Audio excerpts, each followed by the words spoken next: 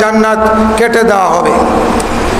ঢালাওভাবে এই তিনটা কাজ প্রত্যেকটা মুসলমানকেই মানতেই হবে, না হলে সে ইমানদার হিসাবে পরিচয় দিতে পারবেন আল্লাহর কাছে।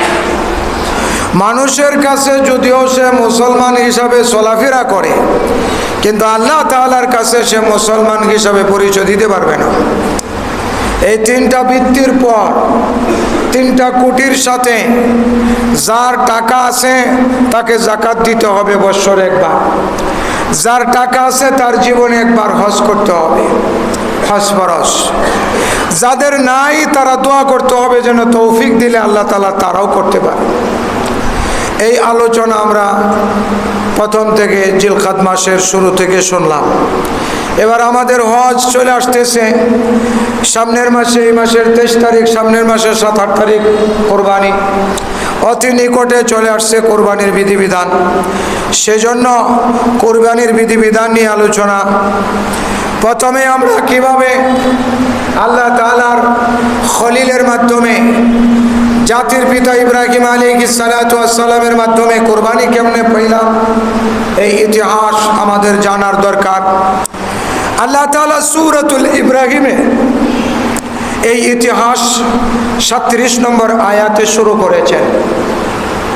হযরত ইব্রাহিম আলাইহিস সালাতু ওয়াস সালামের আগেও মানুষ হজ করত।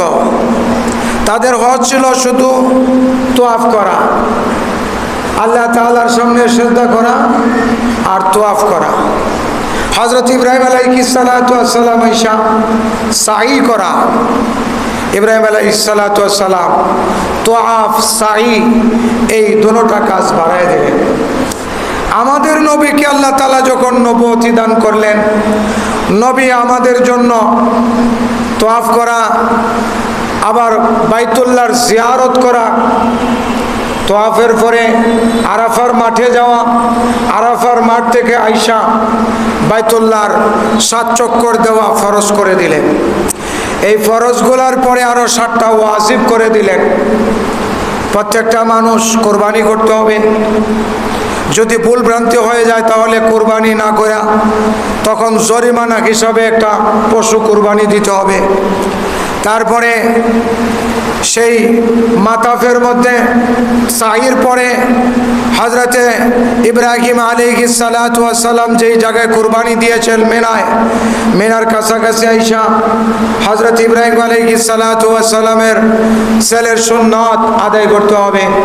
মাথা মুন্ডানো লাগবে, যেহেতু এখানে কোরবানি দেওয়া হয়েছিল, আমরা জান না কোরবানি দিয়ে মাথা মুন্ডন করা।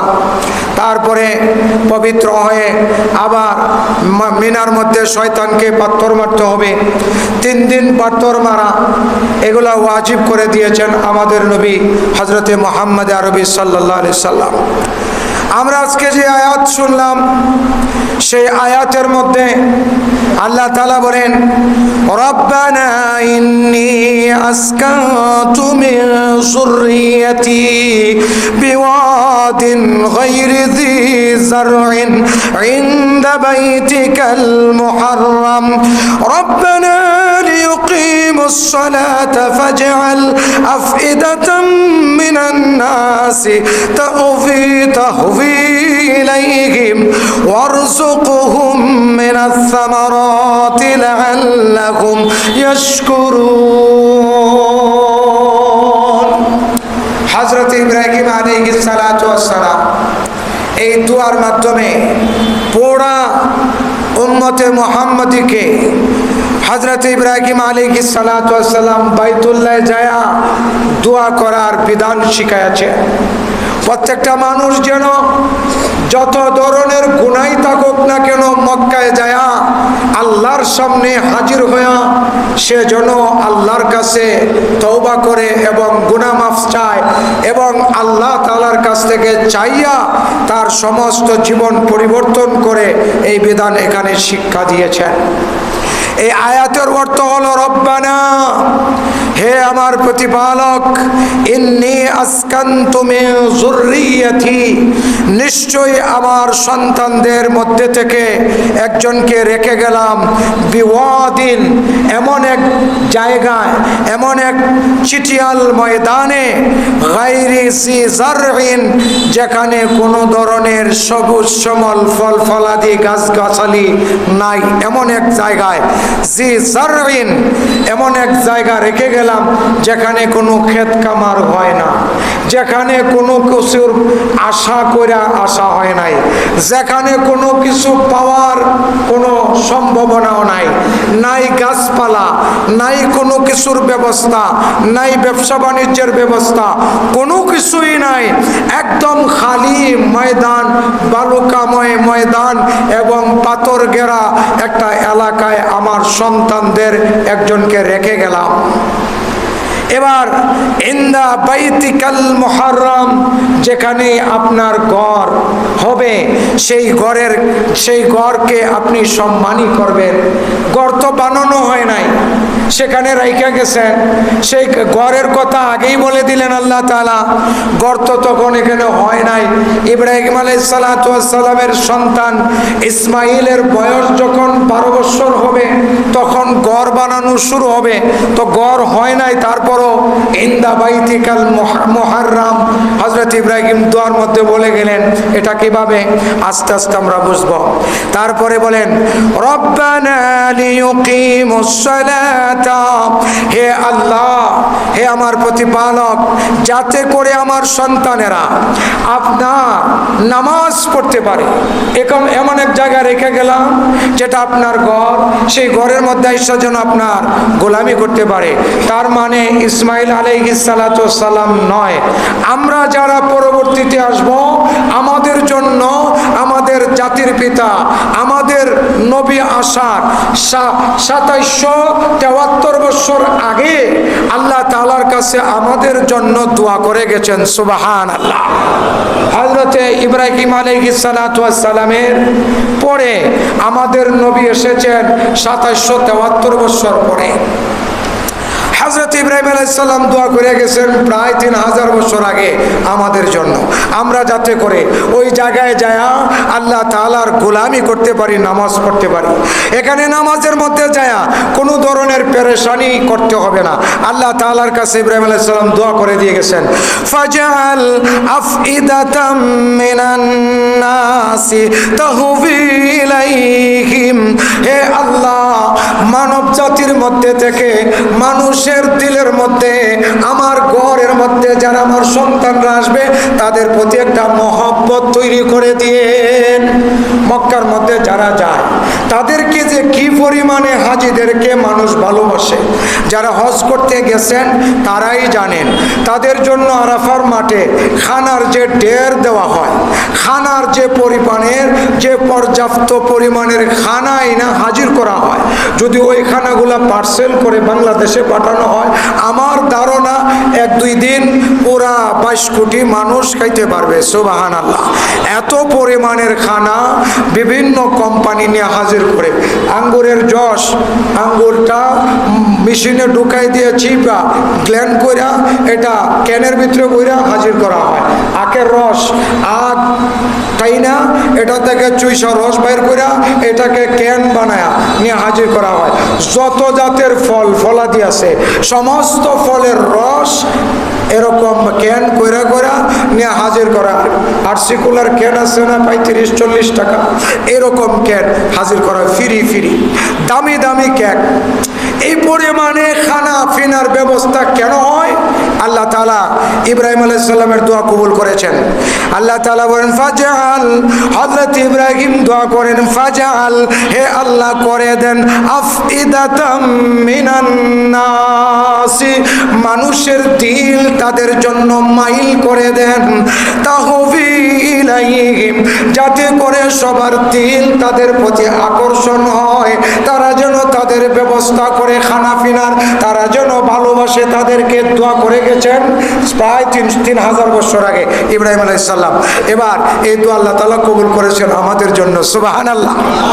এবার আল্লাহ তাআলার কাছে ইব্রাহিম আলাইহিস সালাম দোয়া করেন, ওয়ারযুক মিনাস সামারাতি, হে আল্লাহ যত প্রকারের ফল আছে, মিনাস সামারাত, সামরুন মানে ফল, সামারাত মানে যত প্রকারের ফল, সেজন্য যত প্রকারের ফলের জুস হয়, সব প্রকারের জুস হাজিদের জন্য বিভিন্ন কোম্পানি তাদের নিজ খরচে, নিজ গাড়িতে, নিজ ভ্যানে করে নিয়ে কবর বেঁধে পৌঁছায়া দেয়। আলহামদুলিল্লাহ। এটা কার দোয়া? ইব্রাহিম আলাইহিস সালাতু ওয়াস সালামের আমাদের জন্য দোয়া। এবার আল্লাহ তাআলার কাছে দোয়া শেষ করতেছেন, লাআল্লাহুম ইয়াশকুরুন, যাতে করে এই রিজিক খায়া হাজিরা শুকরিয়া আদায় করে। আরো 7টা দোয়া করেছেন আমাদের জন্য ইব্রাহিম আলাইহিস সালাম। এবার এই আয়াতের একটা শানে নজুল, কেন আয়াতটি নাজিল হলো, আল্লাহ তাআলা এই আয়াত কেন সূরা ইব্রাহিমের 37 নম্বর আয়াত বানালেন, এটার কারণটা কি, এটা তাফসীরের কিতাবের মধ্যে এসেছে। তাফসীরের কিতাবের মধ্যে লেখে, হযরত ইব্রাহিম আলাইহিস সালাতু ওয়াস সালামকে পরীক্ষার পরে পরীক্ষা আল্লাহ তাআলা করে তাকে তারপরে নিজের খলিল বানাইলেন। যখন সবচেয়ে বড় পরীক্ষা করলেন 40 দিন পর্যন্ত, তখনকার জামানায় নমরুদ, সেই নমরুদ 40 দিন পর্যন্ত, নমরুদের বাসস্থান ছিল ইরাকে, আর ফেরাউনের বাসস্থান ছিল বর্তমান মিশরে। সেই ফেরাউন আর নমরুদের জামানা, মিশরে যতগুলা বাদশা হয়েছে ইব্রাহিম আলাইহিস সালাতু ওয়াস সালামের জামানা থেকে নিয়ে সবগুলা বাদশার উপাধি হলো ফেরাউন। আর নমরুদ ছিল বাবল শহরে, যেই শহরটাকে আল্লাহ তাআলা গায়েব করে দিয়েছেন জমিনের মধ্যে। এই শহর আর এখন দেখা যায় না, লুকায়িত আছে, কিয়ামতের দিন বাইসা উঠবে। কেন? 2জন ফেরেশতার আযাব মানুষের সুরতে, বাবিলা হারুত ওয়া মারুত, কোরআনের মধ্যে আছে সূরা বাকারায়। হারুত মারুত নামে 2জন ফেরেশতাকে শাস্তি দেওয়ার কারণে এই পুরাটা শহরকে আল্লাহ তাআলা জমিনের আড়াল করে দিয়েছেন মানব জাতি থেকে। মানুষ যাকে জানে না বাবুল শহর কোন জায়গায়, নমরুদ কোন জায়গায় বসবাস করত। হযরত ইব্রাহিম আলাইহিস সালাতু ওয়াস সালামের চাচা বসবাস করতেন বর্তমান সিরিয়ায়, সেটা ছিল শাম। সিরিয়াতে হযরতে ইব্রাহিম আলাইহিস সালাতু ওয়াস সালামের চাচা এবং চাচাতো বোন হযরতে সারা এবং চাচাতো ভাই লূত আলাইহিস সালাতু ওয়াস সালাম জর্ডানে বসবাস করতেন, এই সিরিয়ার কাছাকাছি। সেই জায়গার মধ্যে ইব্রাহিম আলাইহিস সালাতু ওয়াস সালাম নমরুদের আগুন থেকে বাইরে হয়ে রওনা দেন। 40 দিন পর্যন্ত আগুনের ভিতরে ছিলেন, আমাদের সবার জানা ইতিহাস। 40 দিন পর ভিতরে আল্লাহ তাআলা বাগানের মধ্যে ইব্রাহিম আলাইহিস সালাতু ওয়াস সালামের জন্য বাগান বানিয়ে দিয়েছেন আগুনকে, ডালিম বাগান। আর ডালিমের ফলগুলো লাল, কেন? এটা আগুনের ভিতর হয়েছে, আগুন লাল, সেই জন্য ডালিমগুলা লাল লাল হয়। এটা একবারে আগুনের কালার, কেন? এটা বাগানটা তৈরি করেছেন আল্লাহ তাআলা আগুনের ভিতরে, ডালিম বাগান। এই ডালিম বাগানের ভিতরে ইব্রাহিম আলাইহিস সালাম ডালিম খান। নমরুদের মেয়ে 3তলা বিল্ডিং এর উপরে উঠা দেখে ইব্রাহিম আলাইহিস সালাম আগুনের ভিতরে, আগুন তো ছোট মোটো জায়গা না, 40 দিন পর্যন্ত পুরা রাজ্যের মানুষে ঢাকা সিটির মতো একটা জায়গা কইরা গর্ত কইরা সেখানে আগুন জ্বালাইছে। সেই আগুনের মধ্যে চক্রি দিয়া উড়াইয়া ইটাইদা ফালাইছে, চক্রি ঘুরে ঘুরে ইব্রাহিম আলাইহিস সালামকে বাইন্ধা ইটা মারছে, উনি আগুনের ভিতরে পড়ছে। যতটুক জায়গা মেইন আগুন, সেই জায়গাটাকে আল্লাহ তাআলা আগুনের কুণ্ডলীটাকে একটা বাগান বানায় দিয়া। তাফসিরে সাহাবী আরবি একটা তাফসির, সেই তাফসিরের মধ্যে আছে আল্লাহ তাআলা আগুনের ভিতরে বাগান বানায় দেন। ইব্রাহিম আলাইহিস সালাম আগুনের ভিতরে যেই জায়গায় যান, সেই জায়গার মধ্যে এই আগুনের ভিতরে ডালিমের বাগানও ইব্রাহিম আলাইহিস সালামের পিছনে পিছনে হাঁটে। সুবহানাল্লাহ। হাত পাও বান্ধা নাই, একদম ফ্রি। ইব্রাহিম আলাইহিস সালাম এখানে বয়া বয়া আগুনটা কেমন হয়েছে আল্লাহ তাআলা কোরআনে বলে দিয়েছেন। আল্লাহ তাআলা বলেন কুনি বারদাউ ওয়া সালামা, সূরা ইব্রাহিম আম্বিয়ার মধ্যে আল্লাহ তাআলা বলে দিয়েছেন ইব্রাহিমের জন্য একদম এসি সিস্টেম একটা বাগান হয়েছে, যেই বাগানে ইব্রাহিম আলাইহিস সালাম যেদিকে যান বাগানও সেদিকে পিছনে পিছনে হাঁটে। সুবহানাল্লাহ। এরকম ইতিহাস কি আর কারোর মধ্যে আছে? আমাদের নবী জাতির পিতা ইব্রাহিম আলাইহিস সালামের ইতিহাস। এই ইতিহাস প্রত্যেকটা মুসলমান কেন স্মরণ করে? কারণ আল্লাহ তাআলা ইব্রাহিমকে দিয়া আমাদের জন্য 11টা স্পেশাল দোয়া করাইছেন, যেই দোয়াগুলো কবুল হয়েছে আর আমরা সেটার ফল ভোগ করতেছি। সেই জন্য আমরা দোয়ার মধ্যে, দুরুদের মধ্যে আমাদের জাতির পিতাকে বারবার স্মরণ করি। সুবহানাল্লাহ। এবার ইব্রাহিম আলাইহিস সালামকে আগুনের ভিতরে হাঁটা দেখে নমরুদের মেয়ে ইব্রাহিম আলাইহিস সালামকে ডাক দিছে, ও আগুনের ভিতরের মানুষ, তুমি কি আমাকে দেখতে পাচ্ছ? ইব্রাহিম আলাইহিস সালাম বলেন, হ্যাঁ আমি তোমাকে দেখতে পাচ্ছি। বলছে, তুমি এখানে পড়ো না কেন? বলে, আমার আল্লাহ আমার সাথে আছে, আমি কেমনে পরে পড়বো? তোমার আল্লাহর এত বড় শক্তি, দুনিয়ার আগুনের মধ্যে আমরা হাত দিবার পারি না, যে আগুনের পূজা আমরা করি সেই আগুন আমাদেরকে ফুরায় ফেলায়, আর তোমাকে আগুন আরামের মধ্যে আবার বাগান বানায় ঘুরাইতেছে।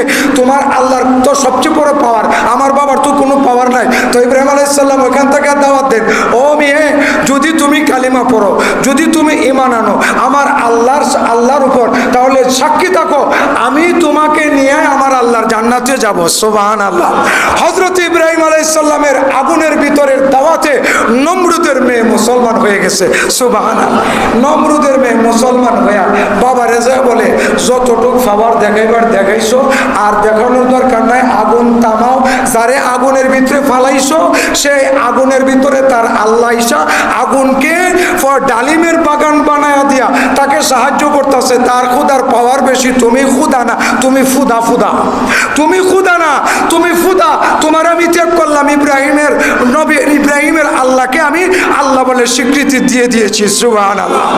যখন এই কথা নমরুদের মেয়ের মুখ থেকে নমরুদে শুনছে, নমরুদে দেখছে যে তার খুদাইও যায়, তার খুদাই প্লাস্টিক হয়ে যাইতেছে। এখন এই খুদাই টিকায় রাখতে যায় সবাইকে বলল, ইব্রাহিমকে আগুনের মধ্যে ফালাইছি, ইব্রাহিম তো জাদু জানে, আগুনটাকে কি করে ফেলছে, তাড়াতাড়ি আগুন নিবাও, ইব্রাহিমকে দেশান্তর করো, না হলে তোমাদের ঈমান শেষ হয়ে যাবে, তোমাদের খুদার বিরুদ্ধে যুদ্ধ শুরু করবে। নমরুদের এই কথা শুই না সবাই মিলা আগুন নিবায়া ইব্রাহিম আলাইহিস সালামকে আহ্বান করলো। ইব্রাহিম আলাইহিস সালাম আগুনের উপরে দিয়া হাইটা আসতেছেন, সবাই ডরাইয়া কাঁপতাছে। সুবহানাল্লাহ। ইব্রাহিম আলাইহিস সালাম আগুনের আঙ্গার দিয়া 40 দিনের আগুন সমস্ত রাজ্যের মানুষে জ্বালাইছে। এটার আঙ্গরা কি শুরু হয়েছে, বিশাল গাছ জ্বালাই দিছে। এই গাছ বড় বড় জ্বলতেছে, এগুলোতে হাইটা হওয়া কি স্বাভাবিক কথা?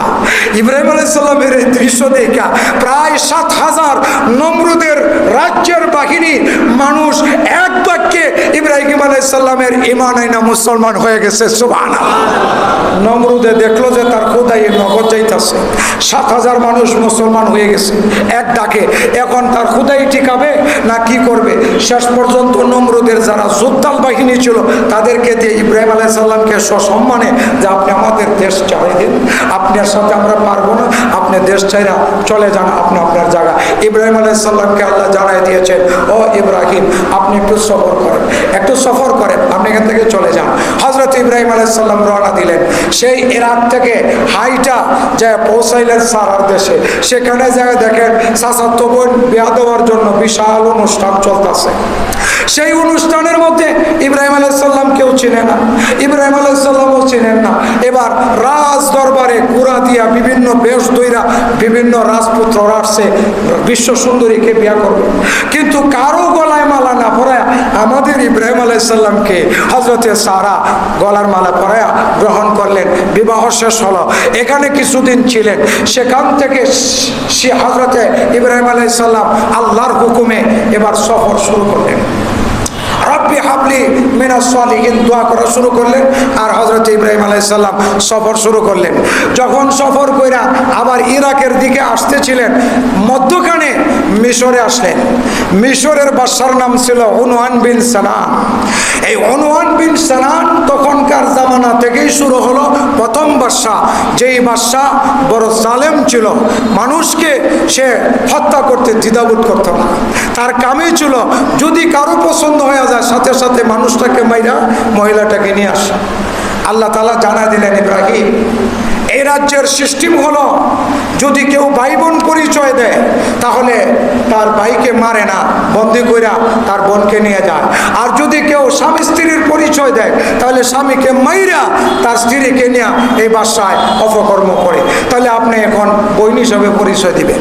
হযরত ইব্রাহিম আলাইহিস সালাম সারার সাথে পরামর্শ করে দুইজন ভাই বোন পরিচয় দেওয়ার জন্য সামনে দিয়ে যাচ্ছেন। ফেরাউনের বাহিনী আয়েশা বিশ্ব সুন্দরী সহ ইব্রাহিম আলাইহিস সালামকে ঘেরাও করে ফেলছে। এবার ইব্রাহিম আলাইহিস সালামকে ঘেরাও করে জিজ্ঞাসা করে, আপনারা দুইজনের পরিচয়?